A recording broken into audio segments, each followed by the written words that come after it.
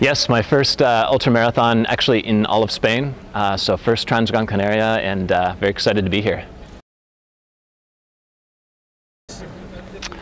Yeah, for me, this is like late February, early March. It's very early in the season to run 125 kilometers. But I'm excited to start easy, to kind of use the race as kind of one of my first races for the year, one of the biggest events that I've ever done this early. So it'll be interesting to see. So I don't have a lot of expectations. Take it as it goes. Try not to run too fast in the beginning, and just get into the flow of the race. Yeah, I think for me, I do usually have a strategy. For this race, the race course is brand new.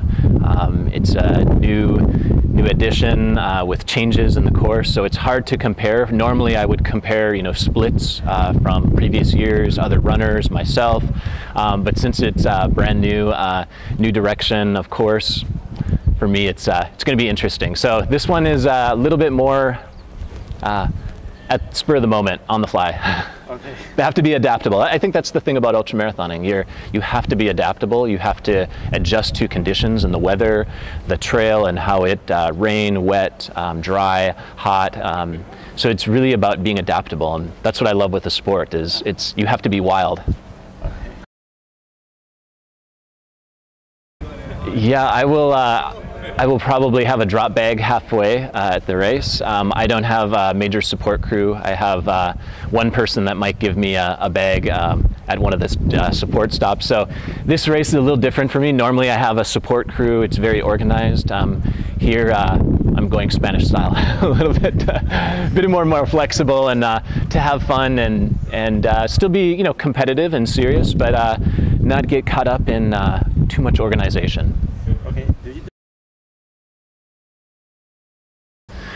Yeah, usually I'm pretty specific. I try to make sure the shoes sometimes are brand new. I might be running in a brand new pair of Brooks Pure Grit 3s. So it's a new model that might arrive today for me, especially to try and test those. So usually I like to run once in them, but this time I might be running them first time, brand new.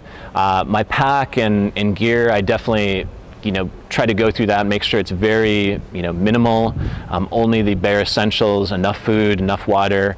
Been working a lot with ultimate direction and fine-tuning my pack.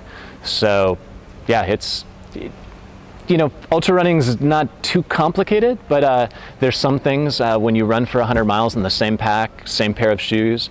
I never change socks, never change my shoes, so you must make sure that they work. But any little thing can sometimes bother you because you're out there for so many hours. So it's important to take care. Yeah, my shoes will probably be, if I don't get a pair of Brooks Pure Grit 3s, it's a brand new shoe that'll be coming out in the fall. Hopefully, I have a very big foot, so they haven't made size 11.5 yet for testing. But if I don't have that, I'll probably be running in the Brooks Pure Grit 2. It's that along with the Cascadia are my two favorite trail shoes, and I've worked very closely with Brooks on the design. So very familiar and been very happy with them. Same pair the whole time. I'll be using the Ultimate Direction Scott Jurek Signature Series Ultra. So it's I guess becoming more popular here in Spain. But after all my racing in Europe, I will be using some poles for parts of the races. So it's very important to have. I used to many years run with water bottles in my hands, but for some of the European races, I've been using poles, and this allows me, by having the water up front, I can now use poles. It's very accessible, so I'll be using a vest style, and I think that's a big change we're seeing in the US too. We're going more to the European style of having access to things up front. In all my training runs, I always used to do this, but then in racing, it's very popular for Europe, so we're seeing a change. So yes, I'll be using Cliff bars, Cliff gels, Cliff shot drink. But in addition to that, I like to use real food. Many people have known me to have rice balls, musubi. I use bean and rice burritos. It's the Copper Canyon Mexican influence that I've had. But early in the race, it's also interesting with this race starting at midnight, being from the U.S. and only having 3 days in Gran Canaria here. It's the body and the stomach is very hard to adjust. So I might do more sport food for this race because my stomach is adjusting to everything. So it'll be easier for it to eat at midnight, eating energy gels and drinks. But I'm looking forward maybe trying some of the Spanish influence at the aid stations. We'll see. Of course, I'll vegan. I'll be using a Black Diamond Icon.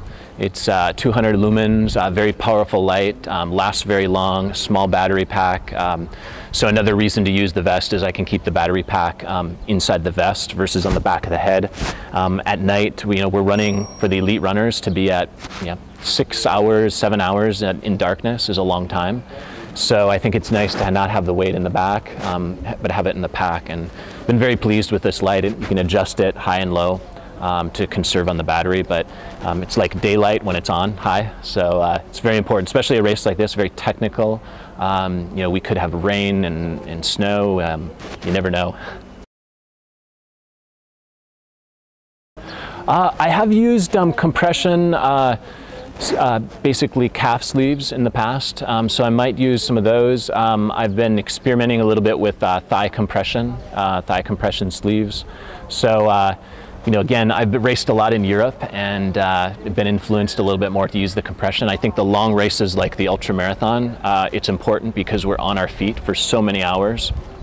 So I think we see more benefits than, say, the marathon and such, where a lot of the research has been done. So I think for ultras, it's very useful, and I've liked using it. Yes, it's a big question.